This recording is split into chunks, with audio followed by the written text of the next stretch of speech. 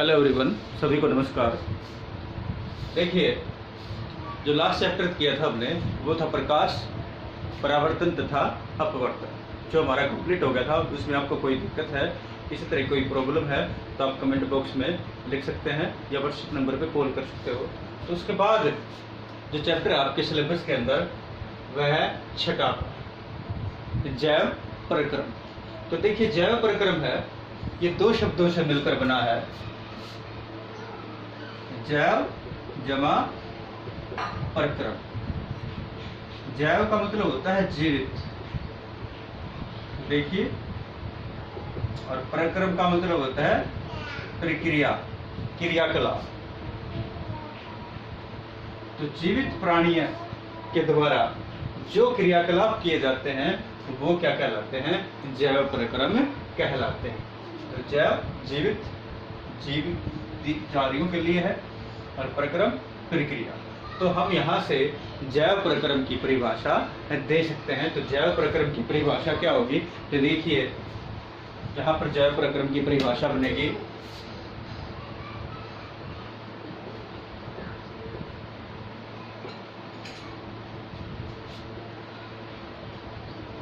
जीवों के द्वारा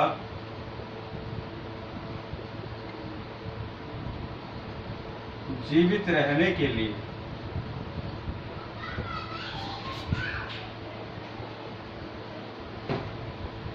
जो मूल प्रक्रियाएं की जाती हैं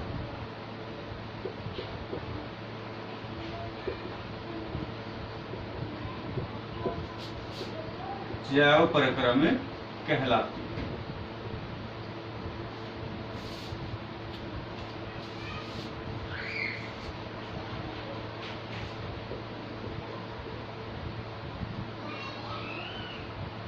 ये परिभाषा बनेगी, जीवों के द्वारा जीवित रहने के लिए जो प्रक्रियाएं, मूल प्रक्रियाएं की जाती हैं जैव प्रक्रम कहलाती हैं। तो जीवों के द्वारा जीवित रहने के लिए, बाकी प्रक्रिया नहीं, जो प्रक्रियाएं जीवित रहने के लिए जरूरी हैं तो वो क्या कहलाती है? जैव प्रक्रियाएं कहलाती हैं। तो ठीक है, इसके अंदर क्या क्या है, क्या क्या करते हैं? सबसे जरूरी श्वसन की प्रक्रिया है, सांस नहीं लेंगे तो जीवित नहीं रह सकते। भोजन ग्रहण करते हैं, पोषण है, पदार्थों का, भोजन का, गैसों का एक भाग से दूसरे भागों में पहुंचना जरूरी होता है, वहन है।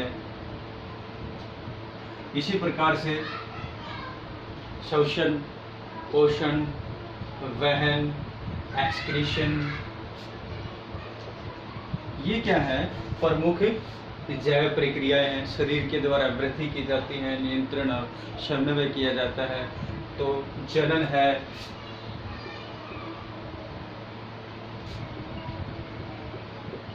एक्सक्रीशन को उत्सर्जन बोलते हैं। तो ये सारी प्रक्रियाएं कौन सी हैं?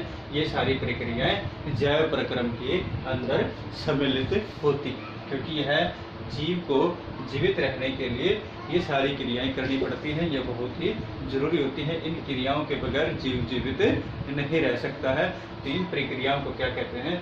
जैव प्रक्रम कहते हैं। तो देखिए, कोई भी जीवित प्राणी है या निर्जीव है, उनमें अंतर कैसे करते हैं हम?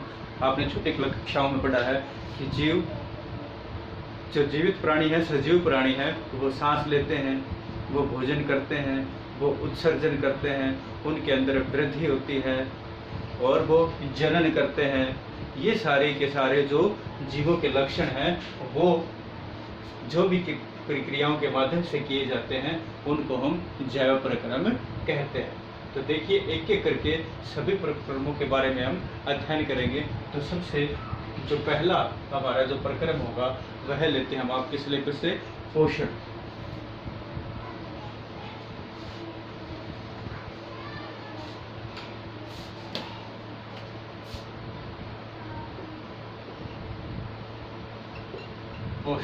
पोषण क्या होता है? जीवों के द्वारा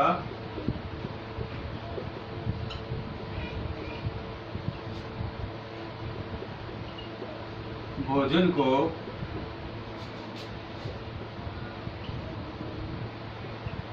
ग्रहण करना और उसका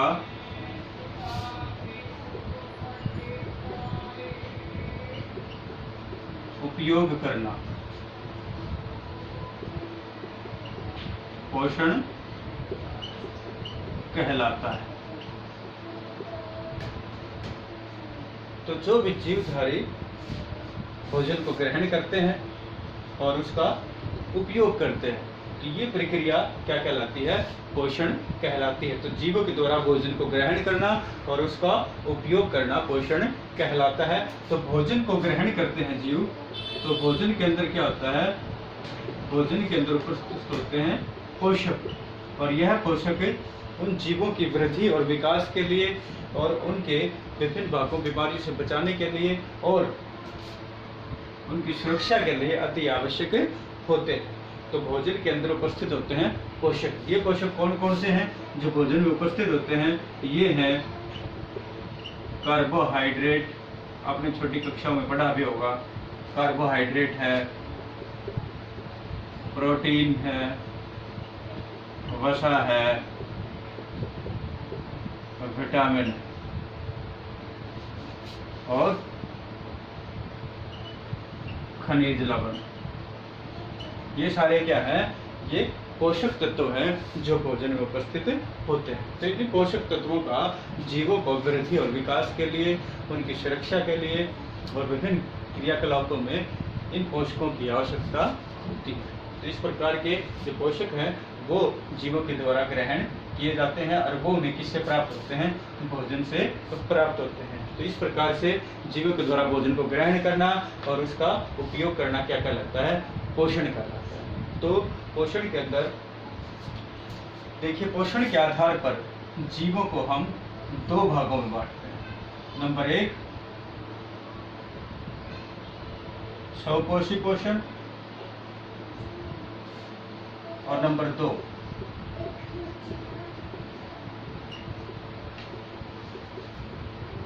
परपोषी पोषण। तो पोषण के आधार पर जीवों को दो भागों में बांटा जाता है, स्वपोषी पोषण और परपोषी पोषण। तो देखिए, इसी प्रकार से स्वपोषित जीव और परपोषित जीव इन्हें कहा जाता है। तो सबसे पहला लेते हैं हम स्वपोषी पोषण।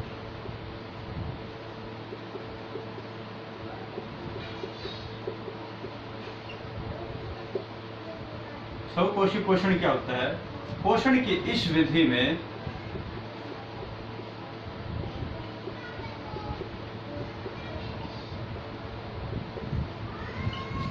जीव स्वयं अपना पोषण करता है। इसका मतलब जीव स्वपोषी पोषण के प्रकार में अपना पोषण स्वयं करता है, खुद ही भोजन को बनाता है और खुद ही उसको ग्रहण करता है। तो इस प्रकार का पोषण क्या कहलाता है? स्वपोषी पोषण कहलाता है। तो इस प्रकार का पोषण किसके द्वारा किया जाता है? हरे पेड़ पौधों के द्वारा या हरे पादपों के द्वारा। तो जो हरे पेड़ पौधे हैं वो स्वपोषित पोषण करते हैं, उनके अंदर पोषण का स्वपोषी प्रकार होता है। तो ये कौन होंगे? हरे पेड़ पौधे। हरे पेड़ पौधे किस प्रक्रिया के द्वारा अपना भोजन स्वयं बनाते हैं, अपना पोषण स्वयं करते हैं? उस प्रक्रिया का नाम है प्रकाश संश्लेषण। तो देखिए, हरे पेड़ पौधे प्रकाश संश्लेषण की प्रक्रिया के द्वारा अपना पोषण स्वयं करते हैं। तो प्रकाश संश्लेषण की प्रक्रिया की परिभाषा क्या होगी? हरे पेड़ पौधे वायु से ऑक्सीजन, मिट्टी से जल, सूर्य के प्रकाश की उपस्थिति में और उनके पत्तों में या हरी पत्तियों में जो क्लोरोफिल है उसकी मदद से अपना भोजन स्वयं बनाते हैं। इस प्रक्रिया को प्रकाश संश्लेषण कहते हैं। तो देखिए, इसमें क्या किस किस चीज की आवश्यकता हुई? ये वायु से क्या लेते हैं? वायु से लेते हैं ऑक्सीजन गैस, मिट्टी से मृदा से मृदा से ग्रहण करते हैं जल को। और किसकी उपस्थिति में? प्रकाश। प्रकाश भी किसका? सूर्य का प्रकाश। और किसकी मदद से? क्लोरोफिल की मदद से। क्लोरोफिल कहाँ उपस्थित होता है? क्लोरोफिल उपस्थित होता है हरी पत्तियों में। ये सारी चीजें जो होती है, 4 प्रमुख चीजें, 1 2 3 और ये 4। नंबर 1 वायु से ऑक्सीजन, नंबर 2 मृदा मिट्टी से जल, नंबर 3 सूर्य का प्रकाश और नंबर 4 क्लोरोफिल। इन चारों चीजों का प्रमुख योगदान होता है प्रकाश संश्लेषण की प्रक्रिया के अंदर। तो हरे पेड़ पौधे वायु से ऑक्सीजन, मृदा से जल और सूर्य के प्रकाश में क्लोरोफिल की सहायता से अपना पोषण स्वयं करते हैं। इस प्रक्रिया को प्रकाश संश्लेषण की प्रक्रिया कहा जाता है। तो प्रमुख जो टॉपिक है स्वपोषी पोषण का वह है प्रकाश संश्लेषण। तो प्रकाश संश्लेषण के बारे में हम आज अध्ययन करेंगे। तो देखिए, मैंने बताया आपको, इसमें वायु से ऑक्सीजन लेते हैं, मृदा से जल, सूर्य के प्रकाश और क्लोरोफिल की मदद से। तो प्रकाश संश्लेषण की प्रक्रिया इस प्रकार से होती है।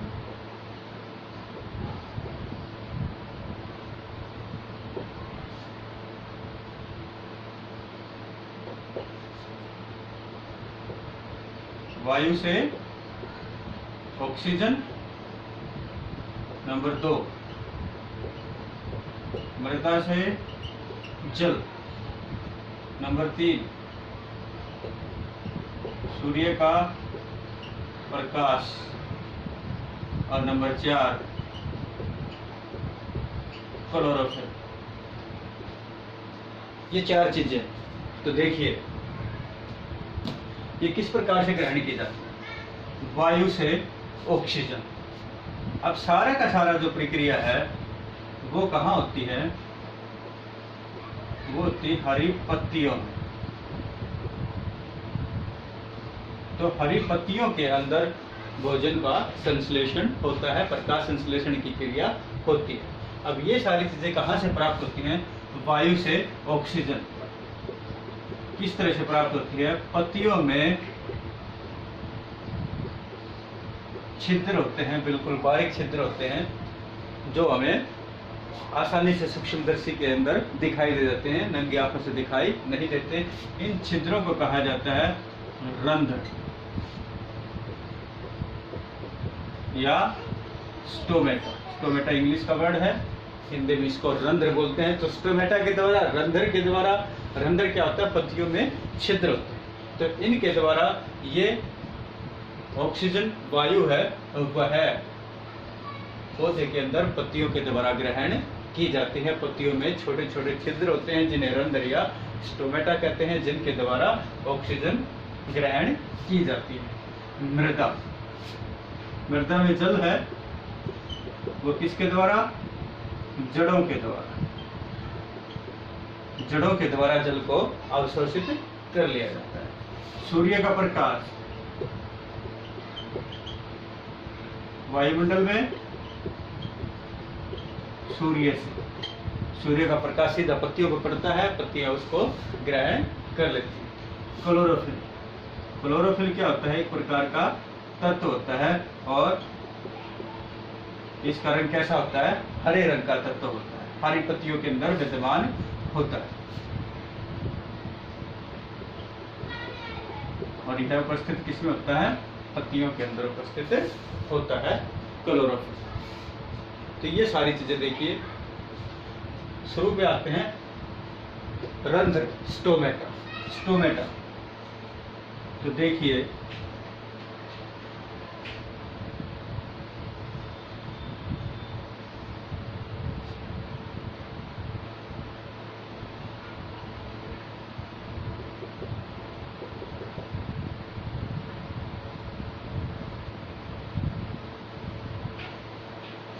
ये स्टोमेटा।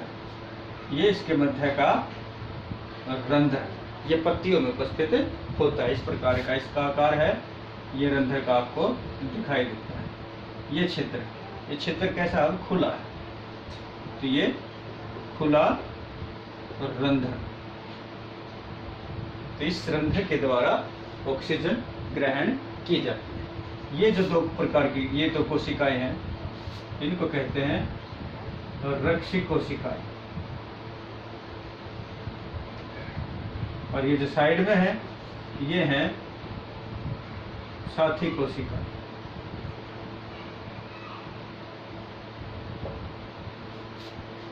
आज डॉट डॉट में दिखाई दे रहा है, ये पत्तियों में उपस्थित क्लोरोफिल है, जिसे क्लोरोप्लास्ट भी कहा जाता है।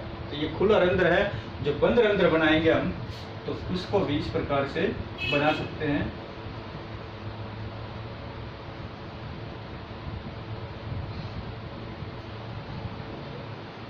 ये देखिए,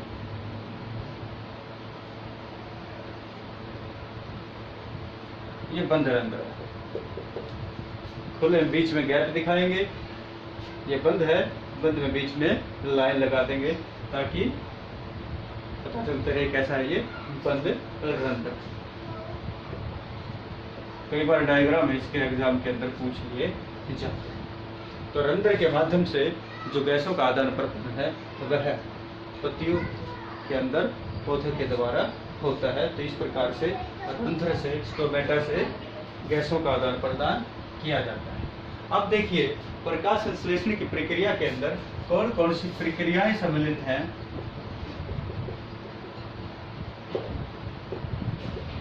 नंबर 1, सूर्य से प्रकाश ऊर्जा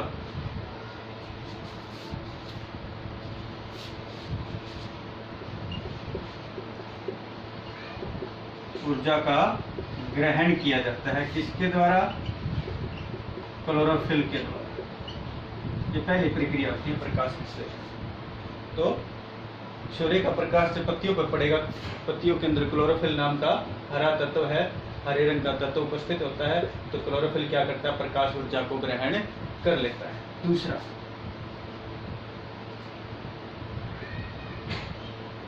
जल का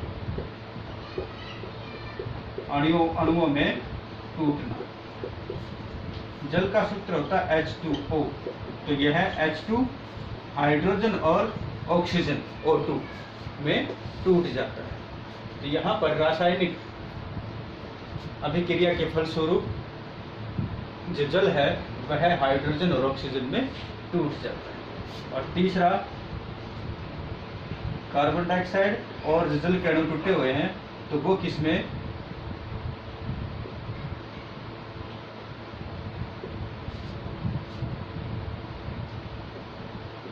वो बनाते हैं कार्बोहाइड्रेट। तो वो किसका निर्माण करते हैं? कार्बोहाइड्रेट का निर्माण कर लेते हैं।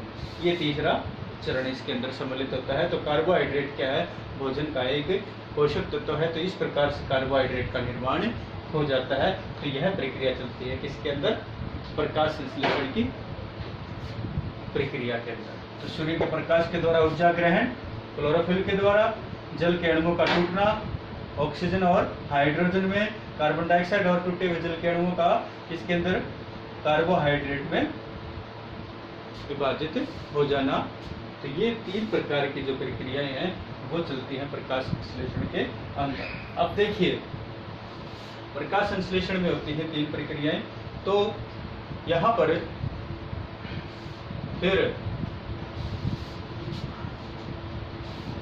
हम लिख सकते हैं प्रकाश संश्लेषण की रासायनिक अभिक्रिया।